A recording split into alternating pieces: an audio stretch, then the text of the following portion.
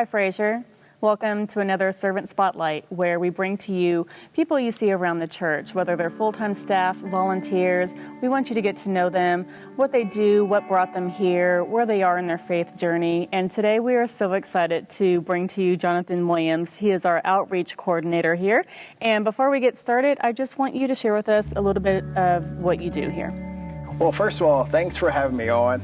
This is such a humbling experience. And for me as Outreach Coordinator, I just go in the community and develop personal relationships through creative events, whether it's providing snacks for a local elementary school or providing a Super Bowl party for our local firemen, or really just trying to invite people to church in different kind of ways. Day to day, I oversee our guest team. Our guest team are amazing volunteers that sacrifice their Sundays to make sure people are welcome and feel love. Oversee our Smile Ministry as well. It's similar to our guest team, but the Smile Ministry does a lot more of our non-Fraser events. So that's what I do here. Okay, and it's a list, but it's so much more than that because we see you all over the church. And I want to ask, you studied at Alabama A&M University, and what did you major in? Yeah, I did. I'm a proud alum, fall of 2012, and I got my undergraduate degree in forestry. Forestry was kind of what I wanted to do. I wanted to be a forest ranger, and it was a great opportunity. So. Okay. Well, tell us a little bit about your career path and how you ended up here from forestry to Fraser. Yeah, it was crazy. You know, I did forestry and I had a couple jobs, both federal and state. Unfortunately, I lost my job and I moved to Montgomery jobless. And it was a very humbling experience. And luckily, my parents were teachers. And so I was able to get a job teaching. And Perry County was my first opportunity. And I knew some people in the Montgomery area, and so I was able to get a job in Montgomery working in the education department as well. And then God led me to work with as a case manager for Medicaid, and it was a great opportunity to really learn about it. And but through all of that, I love playing basketball, and one of my childhood buddies invited me to Fraser for a basketball league, and they played at lunch. It was right in between both of my schedules, and met some great people. I actually met Mr. Craig McKissick, one of the guys on the staff. He was the first person to let me come, so I'm always indebted to him, and it's just been a great opportunity. I ended up joining a couple months later, and I've been a member here for 5 years, so it's been great. Okay, and you're wearing an Upward basketball polo shirt, so you're very involved with going out and supporting them and watching them. I know you send me a lot of photos whenever you're out at games or practices. What keeps you out there supporting what our sports ministry is doing? Well, that's how I got my first opportunity. After meeting Craig McKissick, I needed somewhere to start volunteering, and Upward was a great opportunity for me because me being a young guy and me having a passion for not only our community, but a passion for kids.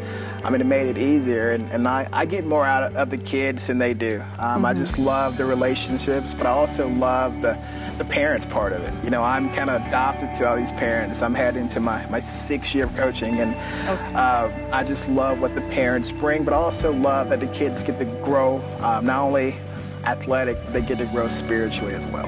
Okay, and why do you think God brought you here at this moment in your life, from forestry to teaching to, a different career path you took to here? What, sometimes it takes a year or two to realize, this is why I'm here.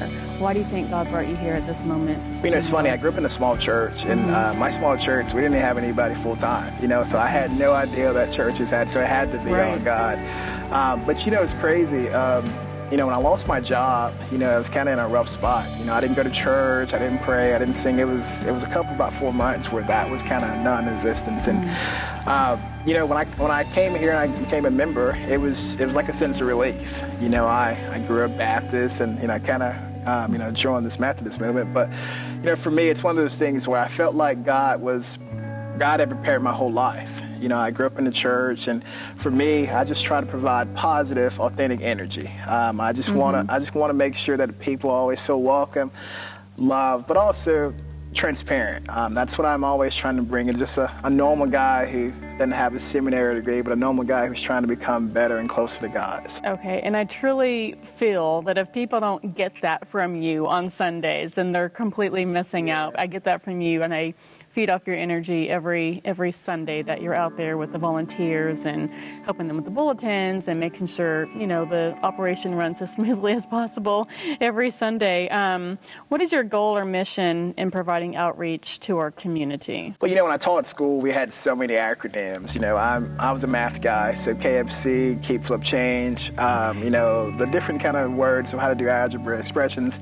I use that same kind of model when I go out in the community. I try to keep it simple, invest in people, provide transparent love, but also remind them the importance of, hey, you are broken, but you're never too far broken for Jesus Christ to be a part of your life. And lastly, we would love them to come to our church. Church is so important. Community, all those other kind of things are great for everybody. And so my goal is to just be a normal person that loves Jesus and tries to make sure that I'm passionate about the future and passionate about our community. Okay, and sometimes it feels like your job is 24/7, because you will text me at night saying, here I am, and this is where I'm reaching out to. I'm like, oh, it's 9 o'clock and he's still working. It feels like you work everywhere you go, and that's a beautiful thing about you. You just have that personality about you that's very inviting and welcoming into our church here. Speaking of, you are very visible in a lot of places, and you're visible on Sunday mornings, but you're at flag football practices, you're at the basketball practices. I've seen you there.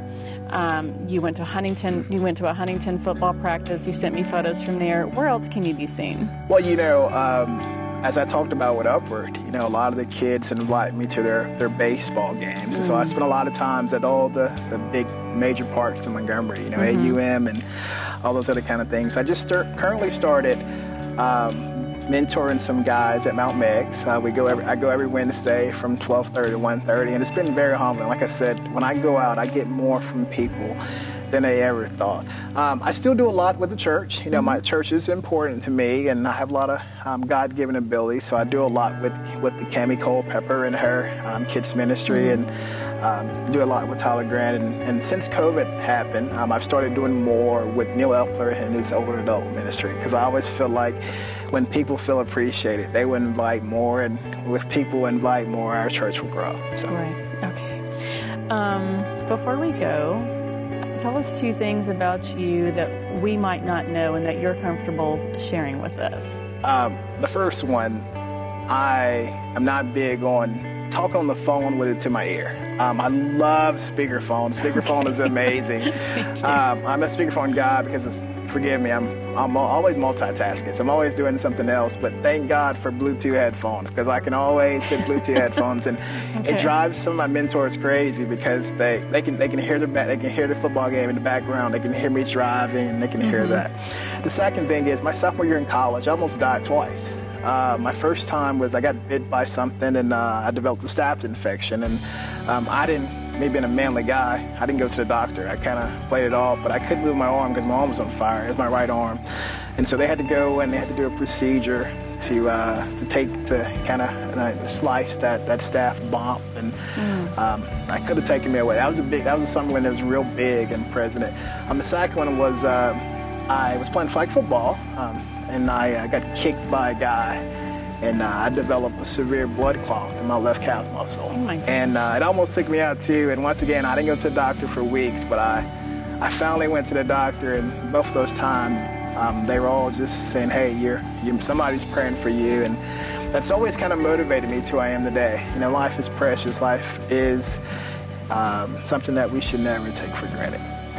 Well, thank you for opening up to us and sharing that part of your life with us, and sharing your life with us overall here at Fraser. Johnathan, it's been such a pleasure having you, and thank you for joining us on these Servant Spotlights. Have a great week, Fraser. We hope to see you on Sunday.